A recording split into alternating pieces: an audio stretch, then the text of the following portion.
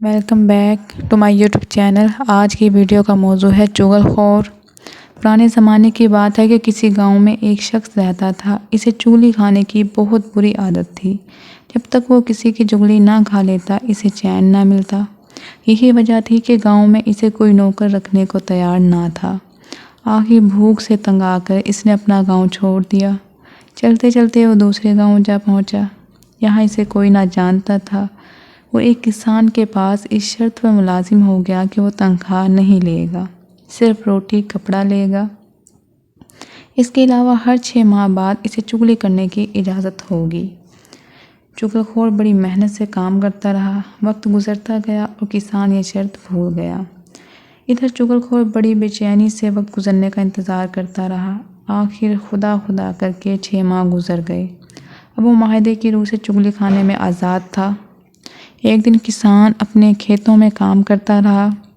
चुगलखोर मौका पाकर इसकी बीवी के पास पहुंच गया और बड़े राजदाराना अंदाज में उसे बताया कि किसान को कोढ़ का मरज़ हो गया है। किसान की बीवी बड़ी हैरान हुई और इसका सबूत मांगा।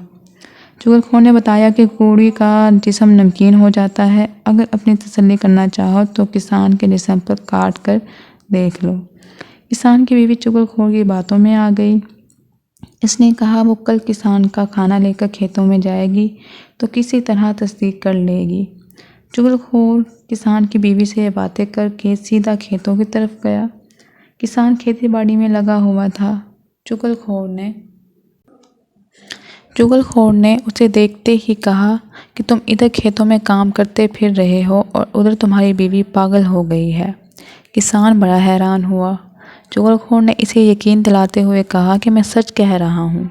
वो तो पागलपन में लोगों को काटने को दौड़ती है। किसान कामकाज छोड़कर सोच में पड़ गया। इसने दिल में सोचा कि नौकर ठीक ही कह रहा होगा। इसे इस किस्म का झूठ बोलने से क्या मिलेगा। चुगलखोर ने इसे परेशान देखकर कहा, तुम्हें मेरी बात पर यकीन नहीं तो कल जब वो खाना लेकर आएगी तब देख लेना। किसान को कायल करने के बाद चुगलखोर किसान की बीवी के भाइयों के पास पहुंच गया और इन्हें भड़काया कि तुम यहाँ मज़े कर रहे हो और तुम्हारा बहन भाई तुम्हारी बहन को अक्सर ही बेदर्दी से मारता है। इन्होंने हैरान होकर कहा कि हमारी बहन ने तो कभी नहीं बताया। चुगलखोर ने कहा कि वो बेचारी मारे शर्म के कुछ नहीं कहती। हम तुम्हारी बात पर कैसे यकीन कर लें। किसान के भाइयों ने एक ज़बान होकर कहा। चुगलखोर फ़ौरन बोल पड़ा कि अगर तुम अपनी आंखों से देखना चाहो तो कल दोपहर खेतों में आकर देख लेना। वो ये बात सुनकर लाल पीले हो गए। इन्होंने चुगलखोर से कहा कि कल हम खेत में छुप कर ये सब कुछ अपनी आंखों से देखेंगे।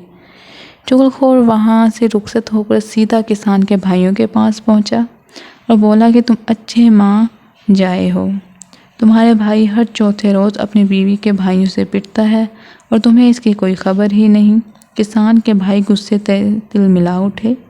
चुगलखोर ने यकीन दिलाने की खातिर इनसे भी यही कहा कि कल